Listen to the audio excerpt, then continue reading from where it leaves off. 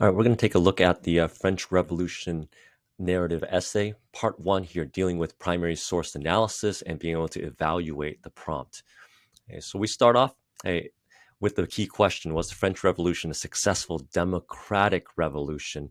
And our job here is to determine whether or not the French Revolution was successful in creating a democracy by writing a historical narrative that utilizes particularly primary source documents. And so, what we're going to do is to trace not just simply and utilize the primary source documents, but also to trace the narrative and the story of the French Revolution as well, starting with the monarchy and the old regime, how that changed during the French Revolution and perhaps became democratic during the French Revolution itself, the radical republic under Robespierre, and the empire that Napoleon was able to build. Okay, but whether or not the French Revolution was successful is based upon your evaluation and analysis of particularly these three time periods. Okay, so let's get started with the actual primary sources that you're going to engage with.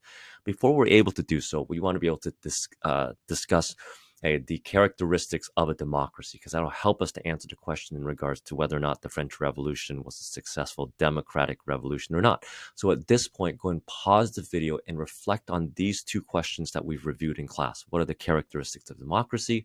And lastly, what is a revolution? So go and pause the video right there. Okay, hopefully you're able to brainstorm these particular questions and be able to come up with things that are associated with democracy. So we've talked about things like, say, for example, the due process of law. That if you are arrested for one reason or another, that you get the right to things like a lawyer. You get the right to a trial by jury. And not only that, but if you are punished, there is no, say, for example, cruel and unusual punishment.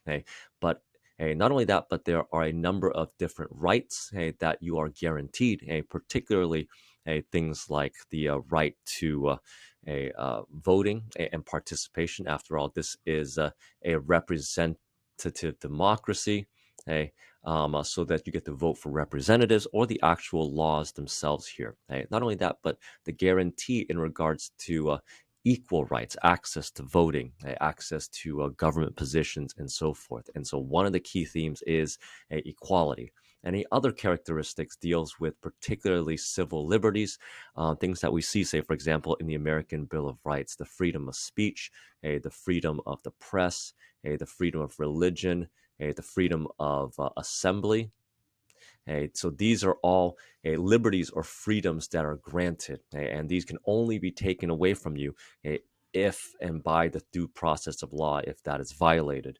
And so again, these are key characteristics of democracy beyond just simply voting and elections and so forth. And when we talk about revolution, usually it means change or some sort of drastic change. And so with this definition, you're hopefully able to answer this prompt through the primary source document. So let's go and take a look at the primary source documents. Okay, and particularly if you can open up the primary source investigation document, you're going to see a graphic organizer that looks something like this. Okay, this is document number one, and you'll note that, like before, the documents are divided up into 5 different phases. This is phase one. So go ahead and write down the date, which is provided in the document set.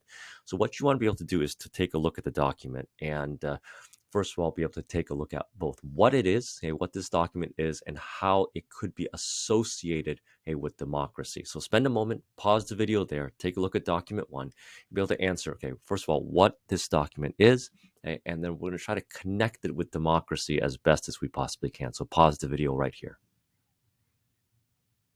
Okay, we should be back now. So what is this document? So if you're taking a look at it, this is obviously the Palace of Versailles. But man, it's not just simply a palace. You can make a conclusion on a number of other observations, right? So first of all, just its vastness, away from the city of Paris, and sort of this notion that it is away from most of the French populace. If you're able to zoom in a little bit closer, you can see that it is quite a large and grand building, and probably very, very expensive, right? This is going to cost people quite a bit. And if you're going to connect it a little bit further here, much of it is going to be coming from, because it is the not just a palace, the royal palace is going to be created by the French people, not just in terms of labor, but then also in regards to taxation as well. And you want to be able to now connect this with the prompt. Was this time and this document democratic?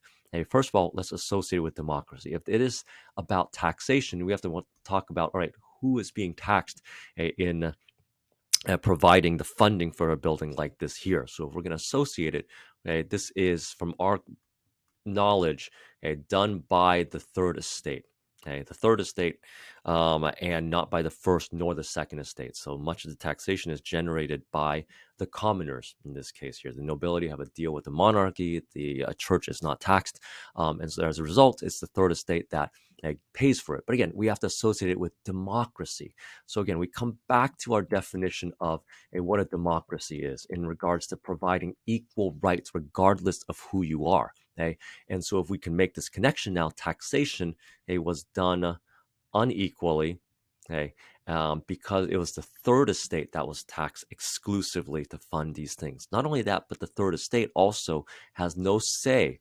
Okay, there is no democratic tool for them to say, look, this is the tax money, this is how we're going to spend it, and so forth here. So there is no say, there's no representation, okay, of their wishes and their desires. I mean, would they fund something as lavish as the Palace of Versailles if they had a choice in regards to taxation and how it's spent as well?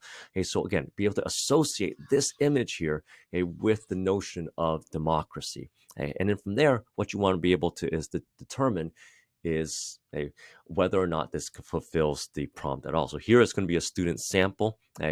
For instance, and they're going to decide, they're going to highlight, first of all, that this is less democratic. This document shows that France was, in this case, less democratic because Versailles was occupied only by the nobility and royalty and was paid entirely by the third estate, who couldn't say anything about it in government, in this case here. And so now we want to be able to associate it with the painting itself. What did the painting actually show in this case? It showed that it would have been very expensive to construct and enormous and so forth. So again, now you're connecting with the specific document with the analysis that you're providing as well. So this is how you would use an image to support the argument that you're trying to make.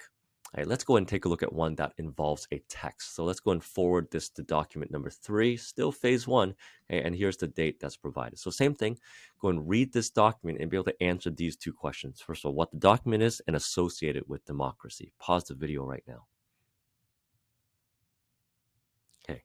Hopefully what you're able to get from this particular document is that, one, it is a series of not just simply complaints, okay, but then also the solutions to those complaints from the third estate.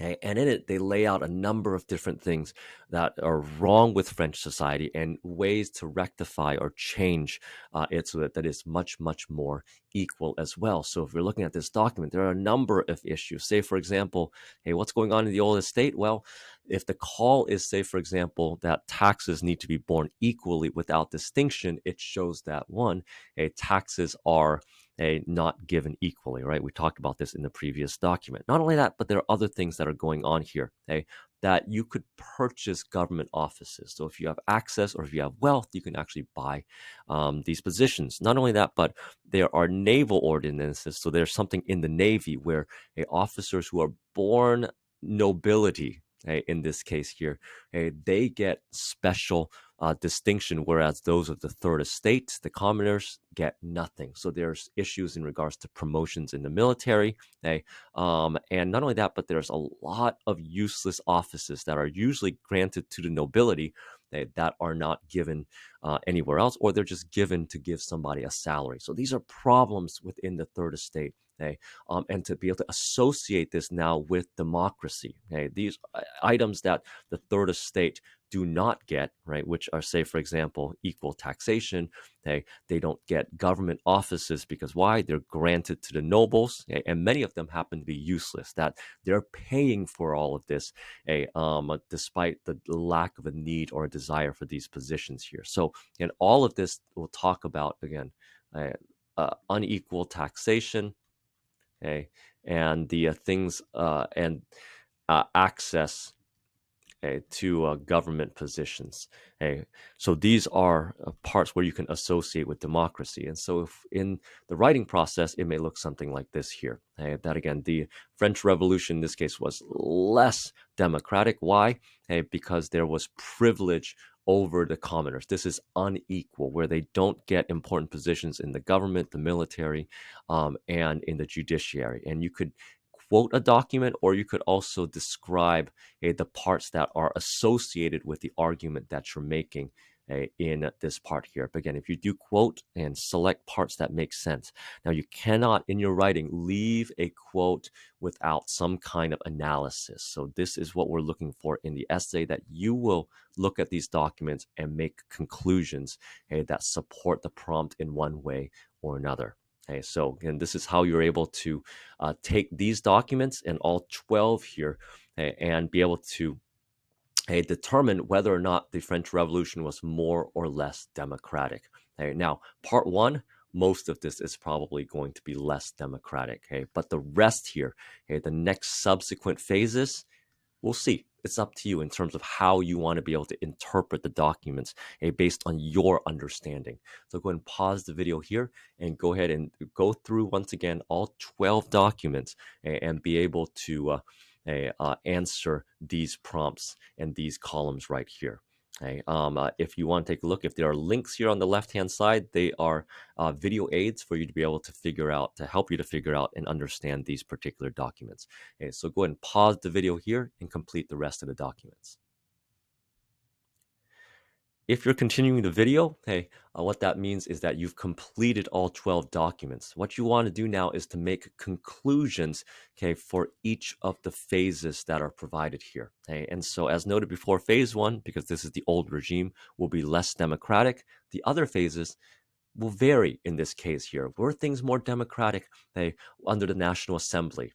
What about under the Radical Republic, under the guidance and leadership of Maximilian Robespierre? And what about Napoleon? And so you want to be able to take a look at these phases and be able to make conclusions. So take a look at what you have particularly placed here. What you've decided, more or less, democratic, and then from there, you should be able to generate a conclusion. Was this time period or phase democratic or undemocratic? And go ahead and write in your conclusions in this particular box here. Again, explain how democratic in that last right-hand column. And then from there, you've evaluated all the primary sources, and you now have a bigger picture of what you want to be able to do with these particular documents, particularly the decision on whether or not the French Revolution was successful or unsuccessful.